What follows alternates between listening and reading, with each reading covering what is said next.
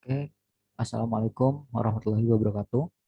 Sebelumnya, perkenalkan, nama saya Noval Ferdianto dari program studi S1 Pendidikan Teknik Otomotif dengan NIM 200513632409. Nah, dalam kesempatan kali ini, eh, di sini saya akan menjelaskan terkait materi perpindahan panas, yaitu tentang alat penukar kalor. Nah, untuk alat penukar kalor sendiri diartikan sebagai suatu peralatan untuk perpindahan panas dari suatu fluida bertemperatur tinggi ke fluida lain dengan temperatur yang lebih rendah. Atau dengan arti lain, alat penukar kalor ini merupakan piranti yang digunakan untuk melakukan perpindahan energi termal dari suatu fluida ke fluida lain, di mana pada proses pendinginan generator, fluida yang akan didinginkan adalah udara panas dan fluida yang mendinginkan berupa fluida cair yang mengalir dalam berkas tabung. Nah, di sini ada beberapa pengklasifikasian alat penukar kalor. Yang pertama ada alat penukar kalor langsung, di mana pada jenis alat penukar kalor ini, fluida yang panas akan bercampur secara langsung dengan fluida dingin, dalam artian tanpa adanya pemisah di dalam bejana. Sedangkan untuk jenis alat penukar kalor selanjutnya yaitu ada alat penukar kalor tidak langsung, di mana pada jenis alat penukar kalor ini, fluida panas tidak berhubungan langsung dengan fluida dingin, sehingga proses perpindahan panasnya mempunyai media atau perantara. Di sini ada jenis-jenis alat penukar kalor. Di sini ada 3. Di antaranya ada penukar kalor pipa ganda sejajar atau paralel dan lawan arah atau counterflow. Selanjutnya juga ada alat penukar kalor selongsong tabung, N lintas selongsong dan M lintas tabung. Dan yang terakhir ada penukar kalor aliran silang, di mana di sini pada alat penukar kalor aliran silang ada yang fluidanya bercampur salah satunya dan untuk fluida lainnya tidak bercampur.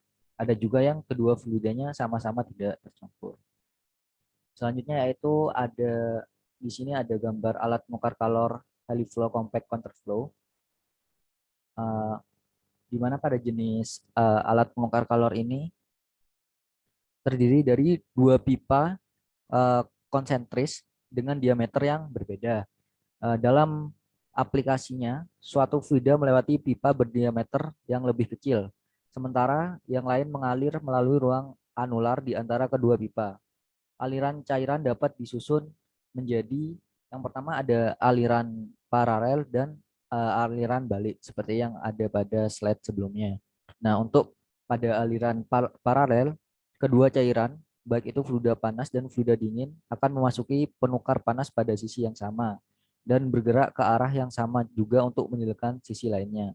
Sedangkan pada aliran balik, pada jenis susunan ini, fluida dingin dan panas akan memasuki penukar panas di ujung yang berlawanan dan mengalir dalam arah yang berlawanan pula.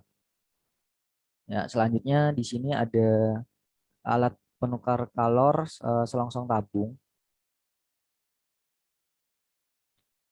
di mana pada alat penukar kalor ini berisi jumlah besar tabung atau tub yang dikemas dengan cangkang atau disebut dengan sel dengan sumbu sejajar dengan cangkangnya. Satu cairan mengalir melalui tabung, sementara cairan yang lain akan melalui cangkang tetapi berada di luar tabungnya. Baffles yang ditempatkan di sel meningkatkan waktu aliran cairan sisi sel dengan memaksanya mengalir melintasi sel. Sehingga hal ini akan menyebabkan peningkatan perpindahan panas. Selain menjaga jarak seragam antar tabung, baffler ini juga digunakan untuk meningkatkan turbulensi sel cairan. Tabung terbuka ke beberapa area aliran besar disebut dengan header di kedua ujung sel. Penukar panas jenis ini dapat mengakomodasi berbagai tekanan dan suhu pengoperasian. Ini ada gambar alat penukar panasnya. Ini ada gambar realnya juga. Di sini juga ada komponen-komponen yang sudah saya jelaskan sebelumnya. Ada heat, ada gasket, ada mounting, baffles, tube bundle, ada cell, dan connection tube sheet. Nah, selanjutnya yaitu alat penukar kalor aliran silang. Nah, alat jenis ini juga disebut cross flow heat exchanger, di mana pada jenis penukar kalor ini dua fluida yang mengalir di heat exchanger ini akan memiliki arah yang saling tegak lurus atau bersilangan. Secara termodinamik, tipe ini memiliki efisiensi perpindahan panas yang lebih rendah daripada tipe counterflow, akan tetapi lebih tinggi daripada tipe parallel flow. Untuk perpindahan panas yang paling efisien terjadi pada sudut-sudut aliran. Untuk lebih jelasnya di belakang ada gambarnya. Nah, ini ada gambar dia konstruksi dari radiator kendaraan ya, radiator mobil. Nah, mungkin teman-teman juga baru tahu ya di sini kalau untuk radiator sendiri merupakan salah satu contoh uh, alat penukar panas, di mana untuk radiator sendiri dapat diklasifikasikan sebagai alat penukar panas kompak atau compact heat exchanger jenis flat tube Louvre fin yang digunakan untuk memindahkan energi panas dari suatu medium ke medium lainnya. Hal ini bertujuan untuk melakukan pendinginan, khususnya pada mesin kendaraan. Untuk prinsip kerjanya, pada radiator sendiri, radiator akan mengalirkan air atau biasa disebut coolant ya, baik itu pada mobil atau sepeda motor, ke saluran yang sudah terpasang dan mengelilingi mesin mobil atau sepeda motor. Saat coolant mengalir, ia akan menyerap suhu panas dan membawa kembali ke radiator. Ketika sudah kembali, radiator akan mendinginkan kembali coolant tersebut dan membuang suhu panas ke udara.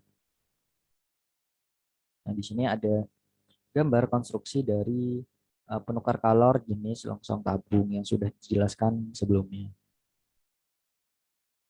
Ini untuk yang sejajar dan ini untuk yang lawan arahnya. Nah, di sini ada konstruksi dari alat penukar kalor aliran silang yang sudah disebutkan ada yang fluidanya salah satunya bercampur atau bertabrakan dan satunya tidak, dan ada juga yang sama-sama tidak tercampur seperti yang sudah tertera di slide ini ya. Ini untuk jenis yang pertama, di mana pada fluida A alirannya tidak tercampur ya. Sedangkan pada fluida B untuk jenis yang ini fluidanya bercampur. Ada titik potongnya. Sedangkan untuk jenis yang selanjutnya, di mana kedua aliran fluida sama-sama tidak terjadi percampuran. Terlihat di sini garisnya tidak ada yang berpotongan, saling bertegak lurus di pipanya masing-masing. Di sini ada rumus koefisien perpindahan kalor menyeluruh. Mungkin di sini sudah cukup jelas ya. Jadi untuk teman-teman sendiri bisa langsung mempelajari atau memahami dan menghafal untuk rumusnya. Yang selanjutnya yaitu pada alat penukar kalor dua fluida atau fluida panas dan fluida dingin. Kalor yang dilepas fluida panas adalah kalor yang diterima fluida dingin atau merupakan kalor yang dipindahkan. Untuk metode perhitungannya ada dua jenis ya. Yang pertama ada metode LMTD dan yang selanjutnya ada metode MTU efektivitas. Untuk metode LMTD sendiri kepanjangannya yaitu log mean temperature difference atau juga dikenal dengan LTMPD. Di mana untuk metode analisis ini digunakan untuk menentukan kekuatan pendorongan suhu untuk perpindahan panas dalam sistem aliran, terutama dalam penukaran panas. LTMPD adalah rata-rata logaritma dari perbedaan suhu antara aliran panas dan dingin di setiap akhir exchanger atau alat penukar panas. Nah, selanjutnya itu ada metode MTU efektivitas, di mana untuk metode ini didefinisikan dalam metode number of transfer unit, yaitu sebagai rasio laju perpindahan kalor yang sebenarnya dari fluida panas ke fluida dingin terhadap laju perpindahan kalor maksimum, di mana besarnya kalor perpindahan akan berbanding lurus dengan luas permukaan yang diperlukan. Di sini ada konstruksi dari alat penukar kalor pipa ganda. Ini sama seperti yang tadi ya di slide ini. Di mana di sini ada rumusnya. Di sini ada rumus untuk menentukan kalor yang berpindah atau Q dalam satuan watt. Di mana untuk kita mendapatkan nilai Q, yang kita butuhkan adalah unsurnya. Yang pertama ada koefisien perpindahan kalor menyeluruh yang disimbolkan dengan huruf Q besar.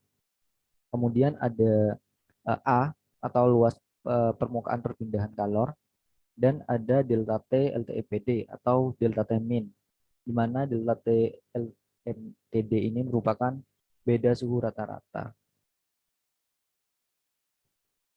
Di sini untuk mendapatkan delta T LMTD dapat kita lakukan dengan melakukan operasi rumus delta T2 dikurangi delta T1 dibagi integral delta T2 per delta T1.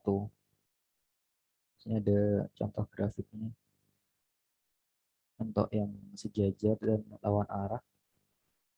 Selanjutnya yaitu penukar kalor pipa ganda. Untuk menentukan nilai Q yang kita butuhkan yaitu ada O, ada A, F, dan delta T LMTD.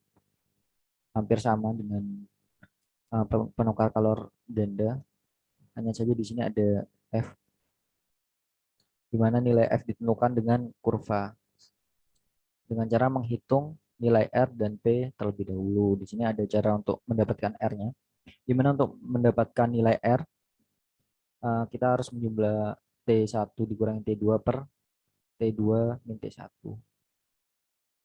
Untuk P sebaliknya, T2, T2-nya ini T kecil untuk yang di atas, min T1 per T1 min T1.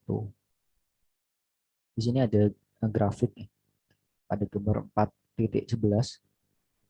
Di sini gambar grafik terkait nilai F untuk satu lintas longsong dan 2, 4, dan seterusnya. Di sini ada gambar 4.12, gambar terkait nilai F untuk 2 lintas longsong dan 4 dan 8 dan seterusnya di lintas tabung. Di sini juga ada gambar 4.14, di mana ini gambarnya menjelaskan terkait nilai F untuk penukar kalor aliran silang suatu fluida campur. Satu fluida tak tercampur. Di sini ada contoh soal, di mana dalam contoh soal ini diketahui air dengan laju 68 kg per ME dipanaskan dari suhu 35 derajat Celcius hingga 75 derajat Celcius dengan minyak yang mempunyai kalor spesifik 1,9 kJ per kilogram derajat Celcius. Kedua fluida itu dipakai dalam penukar kalor pipa ganda secara kontersuran, di mana minyak masuk pada suhu 110 derajat Celcius dan keluar pada 75 derajat Celcius. Koefisien perpindahan panas menyeluruh di sini diketahui 320 W meter kuadrat derajat Celcius. Di sini ditanyakan luas penukar kalor atau A, dan di sini juga diperintahkan untuk kita menghitung luas penukar kalor jika digunakan HE 1-2 dengan ketentuan sama dengan soal A. Untuk penyelesaiannya di sini kita ada gambar grafik atau diagram untuk mempermudah pengerjaan. Di sini ada Q air. Untuk menentukan Q air dibutuhkan MW. MW di sini adalah laju air, di mana di sini diketahui 68. Kemudian ada CW dan delta TW yang didapatkan dari perbedaan atau selisih panas. Di sini ada 75 derajat dengan minyak masuk pada suhu 110. Sehingga didapatkan hasil 11,37 kali 10 pangkat 6 kilojoule per menit. Dan di sini menghasilkan 189,5 kilowatt. Delta TM-nya di sini ada rumusnya juga. Jadi kita tinggal memasukkan angka-angka yang sudah diketahui di soal. Delta TH2 min TC2 dalam kurung dikurangi dalam kurung TH2 min TC2 dalam kurung dibagi integral TH2 min TC2 dalam kurung dibagi TH2 min TC2 dalam kurung. Hingga ini dimasukkan mendapatkan hasil 37,44. Q di sini dirumuskan U kali A kali delta TM sama dengan untuk mencari A maka untuk A-nya pindah ruas dan Q-nya juga pindah ruas ke kanan sehingga didapatkan rumus A sama dengan Q kecil per U delta TM. Kita masukkan nilai-nilai yang sudah kita dapat di atas. A sama dengan 189,5 dikali 10 pangkat 3 per 320 dikali 37,44 sehingga didapatkan hasil 15,82 meter kubik. Untuk soal yang poin B, HE 1 sampai 2, di sini sudah jelas grafiknya untuk mempermudah pengerjaan.